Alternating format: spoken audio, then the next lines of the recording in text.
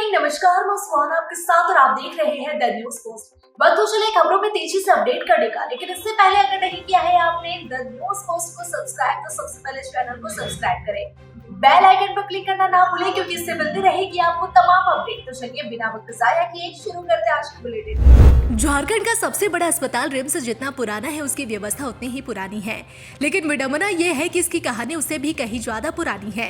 हर बार कई तस्वीरें सामने आती है, लेकिन सुधार के नाम पर सिर्फ औपचारिकता ही की जाती है। खास तौर पर देखें तो अस्पताल में डॉक्टरों की अनुपस्थिति ज्यादा दिखती है। वे निजी क्लिनिक में ज्यादा समय बिताते हैं। चिकित्सकों के रवैये को देखते हुए रिम्स के निदेशक ने कड़ा रुख अपना लिया है। निदेशक डॉक्टर राजकुमार ने डॉक्टर को सख्त लहजे में कह दिया है कि अगर वे अपनी कार्यशैली में सुधार कर सकते हैं तो रिम्स में ही रहे, नहीं तो यहाँ छोड़कर निजी प्रैक्टिस करे, यहाँ कोई जरूरत नहीं।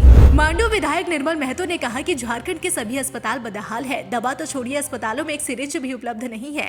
वे खुद कई बार रिम्स गए हैं। अस्पताल की बदहाल स्थिति को देखकर वे सोचने पर मजबूर है कि अस्पताल इतना बदहाल कैसे हो गया। रिम्स के निदेशक ने जिस तरह से अपना तेवर दिखाया है और डॉक्टर को फटकार लगाई है, उससे उम्मीद कर सकते हैं कि रिम्स में सुधार हो जाए। हालांकि यह भी देखने वाली बात होगी। झारखंड विधानसभा की बजट सत्र के दौरान मैया समान योजना को लेकर फिर चर्चा हुई। बीजेपी विधायक नीरा यादव के द्वारा उठाए गए सवाल पर जवाब देते हुए मंत्री शबरा लिंडा ने कहा कि आपके सुझाव पर सरकार विचार करेगी और इसमें आवश्यक सुधार करने का काम करेगी। दरअसल नीरा यादव ने अल्पसूचित प्रश्न के जरिए सदन में सवाल किए थे। विधायक नीरा यादव ने सवाल किया था कि विधानसभा चुनाव 2024 से पहले 3 महीने की राशि पाने वाली लाभुक महिलाओं को बगैर कोई कारण बताए सरकार ने अयोग्य ठहरा दिया, जिसके कारण महिलाओं को भारी परेशानियों का सामना करना पड़ रहा है। विधायक ने कहा कि योजना के लाभ के लिए महिलाएं प्रखंड कार्यालय से लेकर विभिन्न कार्यालय में चक्कर लगाती फिर रही है। ऐसे में सरकार को शिविर लगाकर कारणों को बताते हुए अयोग्य की सूची जारी करना चाहिए। डुमरी से झारखंड लोकतांत्रिक क्रांतिकारी मोर्चा के विधायक जयराम महतो ने परिसीमन से पहले राज्य में जातीय जनगणना कराने और उसका निष्कर्ष को सामने लाने की बात कही है। बुधवार को विधानसभा परिसर में विधायक जयराम महतो ने कहा कि जनसंख्या के हिसाब से विधानसभा सदस्यों की संख्या आरक्षित होनी चाहिए। झारखंड लोकतांत्रिक क्रांतिकारी मोर्चा के विधायक जयराम महतो ने कहा कि राज्य में बड़ी आबादी होने के बावजूद कुर्मी शुरू से उपेक्षित और प्रताड़ित है। राज्य के कुर्मियों ने हमेशा सिर्फ कुर्बानी दी है, लेकिन उनका हक और अधिकार नहीं मिला है। एनआरसी को लेकर विधायक जयराम महतो ने कहा कि झारखंड में एनआरसी से ज्यादा 1932 के खतियान पर आधारित स्थानीय नीति जरूरी है। भाजपा विधायक सत्येंद्र नाथ तिवारी ने संथाल में बांग्लादेशी घुसपैठ को लेकर बड़ा बयान दिया है। उन्होंने स्वास्थ्य मंत्री डॉक्टर इरफान अंसारी को जवाब देते हुए कहा कि संथाल की डेमोग्राफी इतनी बदल गई है कि कहीं भी पत्थर फेंको तो किसी बांग्लादेशी को ही लगेगा। गौरतलब है कि डॉक्टर इरफान अंसारी ने बुधवार को नेता प्रतिपक्ष बाबूलाल मरांडी को चुनौती दी थी। अगर वे एक भी बांग्लादेशी घुसपैठिया दिखा दे तो वे राजनीति से इस्तीफा दे देंगे। वहीं भाजपा के राष्ट्रीय प्रवक्ता द्वारा दिल्ली में प्रेस कॉन्फ्रेंस कर झारखंड में बांग्लादेशी घुसपैठ का मुद्दा उठाया गया, जिसे सही बताते हुए भाजपा विधायक सत्येंद्र नाथ तिवारी ने कहा कि उनकी पार्टी दुनिया की सबसे बड़ी पार्टी है और हमारे नेता कहीं भी प्रेस कॉन्फ्रेंस कर सकते हैं। प्रोफाइल बदलकर वीआईपी और आम लोगों के साथ साइबर अपराधी लगातार ठगी का प्रयास कर रहे हैं, जिसमें सफल भी हो रहे हैं। लेकिन इस बार तो साइबर अपराधियों ने मुख्य निर्वाचन पदाधिकारी के रवि कुमार के नाम पर उनके बेटे और कुछ करीबियों से ठगी का प्रयास कर डाला। झारखंड के मुख्य निर्वाचन पदाधिकारी के रवि कुमार से साइबर ठगी का प्रयास किया गया है। मामले को लेकर के रवि कुमार के द्वारा रांची के साइबर थाना में शिकायत दर्ज करवाई गई है, जिसमें मुख्य निर्वाचन पदाधिकारी के रवि कुमार के द्वारा यह बताया गया कि साइबर ठगों ने उनकी तस्वीर व्हाट्सएप में डीपी में लगाकर उनके कुछ परिचितों को मैसेज किया और उनसे विभिन्न तरह के कारण बताकर 50-50 हजार रुपए मांगे। मुख्य निर्वाचन पदाधिकारी के कुछ परिचितों ने जब उनसे संपर्क कर इसकी जानकारी दी, तब उन्हें यह पता चला कि उनकी डीपी लगाकर साइबर अपराधी उनके करीबियों से ठगी का प्रयास कर रहे हैं। इसके बाद उन्होंने रांची के साइबर थाना में कंप्लेन दर्ज करवाई है। भाजपा के प्रदेश प्रवक्ता अजय शाह ने झारखंड सरकार द्वारा लागू की गई कर्मचारी स्वास्थ्य बीमा योजना पर कड़ी प्रतिक्रिया व्यक्त की है। उन्होंने कहा कि यह योजना भी हर योजना की तरह कई खामियों से भरी हुई है, जिससे राज्य के कर्मचारियों में गहरी नाराजगी है। अजय शाह ने सरकार की कार्यप्रणाली पर सवाल उठाते हुए कहा कि योजना को पूरी तरह लागू करने से पहले ही पुरानी मेडिकल रीइंबर्समेंट योजना को खत्म कर दिया गया, जिससे कर्मचारी बिना किसी वैकल्पिक व्यवस्था के रह गए हैं। यह सरकार की लापरवाही को दर्शाता है। हुसैनाबाद अनुमंडल का सबसे पुराना प्राथमिक स्वास्थ्य केंद्र इन दिनों सेवाओं की कमी से जूझ रहा है। गुरुवार को प्राथमिक स्वास्थ्य केंद्र हैदरनगर में एक CHO को OPD सेवा करते देख मरीज हैरान रह गए। उन्होंने पत्रकारों को बुलाकर इस स्थिति से अवगत कराया। जब पत्रकारों ने सीएचओ आशीष रंजन से पूछा कि आप किस हैसियत से प्राथमिक स्वास्थ्य केंद्र का ओपीडी कर रहे हैं, पहले उन्होंने कहा कि वे डॉक्टर है, बाद में उन्होंने कहा कि वे सीएचओ है, ओपीडी करना उनका अधिकार है। इस संबंध में पलामू के civil surgeon doctor Anil Kumar से जानकारी ली गई। उन्होंने कहा कि जब पीएचसी में डॉक्टर है तो सीएचओ ओपीडी कैसे करेंगे। उन्होंने कहा कि वे इस संबंध में हुसैनाबाद के प्रभारी चिकित्सा पदाधिकारी से बात करेंगे।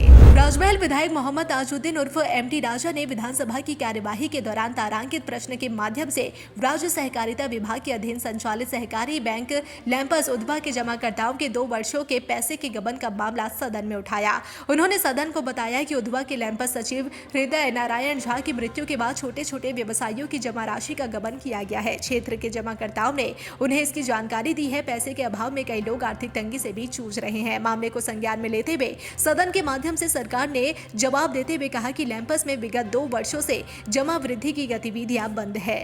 कोयलांचल के कुख्यात डॉन विकास तिवारी को पलामू पुलिस रिमांड पर लेगी। विकास तिवारी को रिमांड पर लेने के लिए कोर्ट से अनुमति मिल गई है। दरअसल 2 महीने पहले पलामू के चैनपुर थाना क्षेत्र में हुए गैंगवार में गैंगस्टर भरत पांडे और दीपक साव की हत्या हुई थी। दोनों ही पांडे गिरोह का संचालन करते थे। कोयलांचल के इलाके में वर्चस्व की लड़ाई में भरत और दीपक मारे गए थे। भरत के परिजनों ने कुख्यात डॉन विकास तिवारी समेत कई के खिलाफ एफआईआर दर्ज करवाई थी। पलामू पुलिस ने मामले में कार्रवाई करते हुए कोयलांचल के 2 चर्चित चेहरों को भी गिरफ्तार कर लिया था। अब पलामू पुलिस दोहरे हत्याकांड के नामजद आरोपी विकास तिवारी को रिमांड पर लेने वाली है। झारखंड में गैंगस्टरों के खात्मे के लिए पुलिस मुख्यालय हरकत में है। इसके लिए मजबूत रणनीति और प्लान तैयार किया गया है। गैंगस्टरों पर कैसे प्रहार किया जाए, इस पर जोर दिया जा रहा है। एटीएस को खुली छूट दी गई है ताकि गैंगस्टरों का पूरी तरह सफाया हो सके।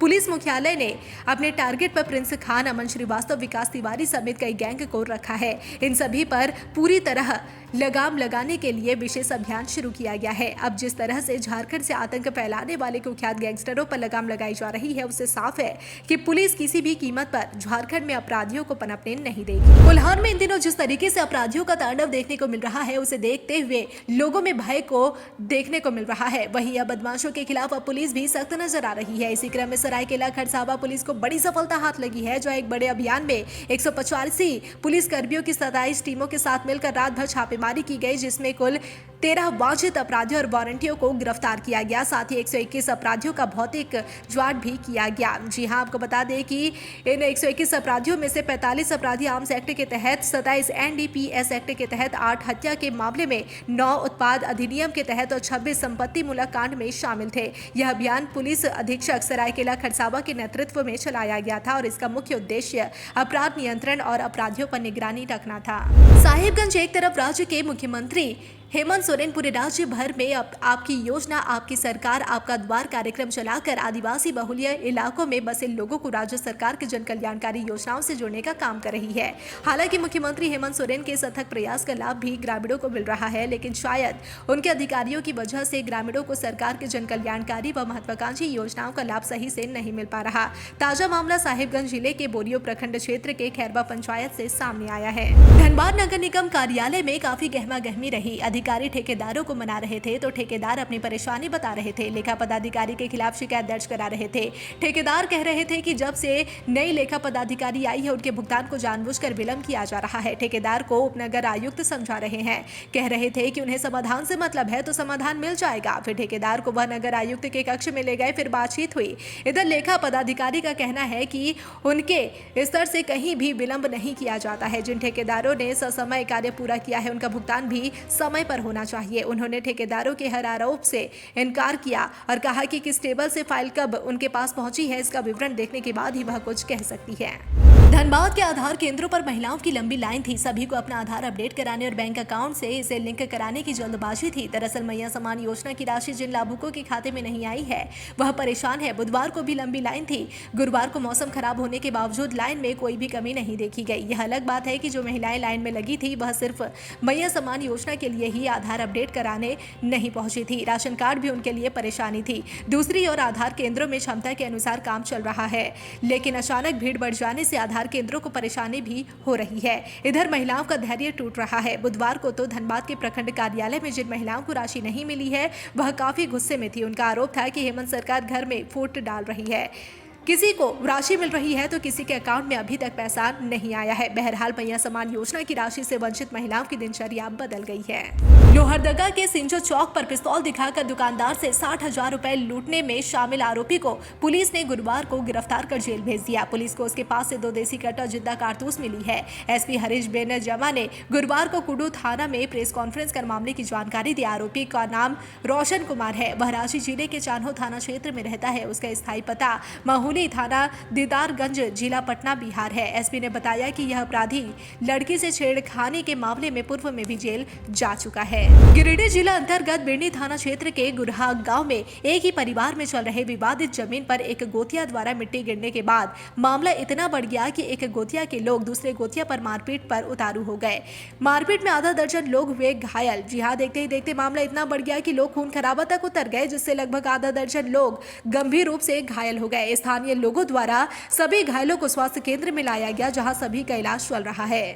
ईद, सरहुल और रामनवमी के मौके पर हेमंत सरकार झारखंड की मैयाओं को तोहफा देगी। दरअसल मैया समान योजना के लाभुकों को एक साथ 10,000 भेजने की तैयारी चल रही है। ऐसे में लंबे समय से इंतजार कर रही मैया योजना की सभी लाभार्थियों के चेहरे पर खुशी देखने को मिलेगी। उनका इंतजार अब खत्म होगा। होली के मौके पर राज्य के करीब 38 से 40 लाख बेटी बहनों के खाते में 3 महीने की राशि 7500 रुपए भेजे गए, लेकिन बड़ी संख्या में ऐसे लोग थे जिनके खाते में पैसे नहीं पहुंचे। वे सोच रहे थे कि मैया समान योजना में कहीं उनका नाम तो नहीं हटा दिया गया या फिर कोई त्रुटि हो गई।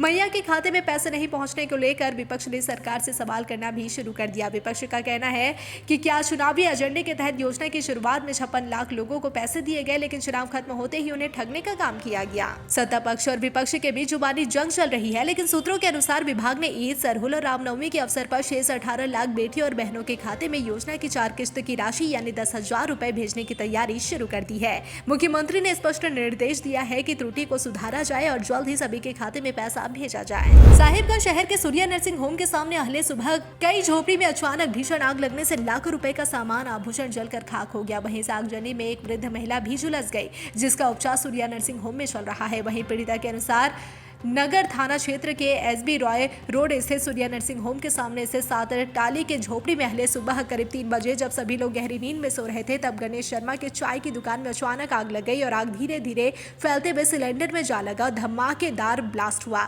जिससे सभी की नींद खुली और चारों तरफ अफरा तफरी का माहौल बन गया। सिलेंडर ब्लास्ट होने के बाद आग चारों तरफ फैल गई। इस आगजनी में 7 लोगों के आशियाने जलकर खाक हो गए। वहीं पीड़ितों के अनुसार 2 घंटे की आगजनी में 2 सिलेंडर और एक बैटरा ब्लास्ट हुआ है। वहीं ब्लास्ट इतना भयावह था कि सिलेंडर का ऊपरी वाला हिस्सा घटनास्थल से करीब 100 मीटर दूर जयंत बनर्जी के छत पर गिरा हुआ मिला। वहीं आनंद फानन में डॉक्टर विजय के द्वारा सूर्या नर्सिंग होम के पानी से आग बुझाने का कार्य शुरू किया गया। जमशेदपुर में चोरों का आतंक थमने का नाम ही नहीं ले रहा है। आए दिन किसी न किसी थाना क्षेत्र में चोरी की घटना आम बात हो गई है।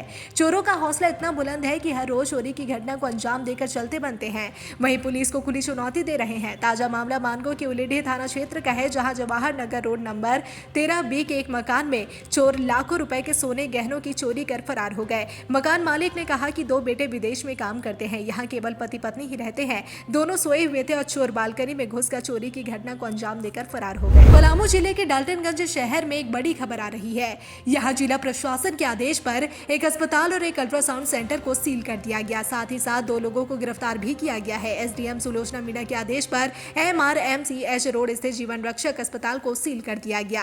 अस्पताल में गैर कानूनी तरीके से अल्ट्रासाउंड मशीन ऑपरेट किए जाने की पुष्टि होने के बाद 2 लोगों को हिरासत में लिया गया।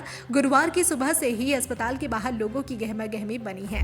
सिमडेगा से बड़ी खबर सामने आ रही है, जहां कोलेबीरा में कस्तूरबा की 2 छात्र रसोईया आग में झुलस गए। आनंद फानन में झुलसे 3 लोगों को इलाज के लिए सामुदायिक स्वास्थ्य केंद्र लाया गया है। घटना को लेकर बताया जा रहा है कि गुरुवार की सुबह करीब 9 बजे आवासीय विद्यालय में गैस सिलेंडर लीक होने से आग लग गई, जिसमें 11वीं की छात्रा ऐश्वर्या सिंह और आरती कुमारी के साथ रसोईया किरण कुमारी भी झुलस गई। जमशेदपुर के परसुडी थाना क्षेत्र के गदड़ा में जमीन विवाद में संजय सिन्हा की हत्या कर दी गई थी। इस मामले में पुलिस ने 3 महिला समेत 6 लोगों को गिरफ्तार कर जेल भेज दिया है। आपको बता दें कि परसुडी थाना क्षेत्र के गदड़ा में पड़ोस के लोगों ने ही पीट कर हत्या कर दी थी। इससे पहले कई बार जमीन विवाद को लेकर मारपीट हो चुका था।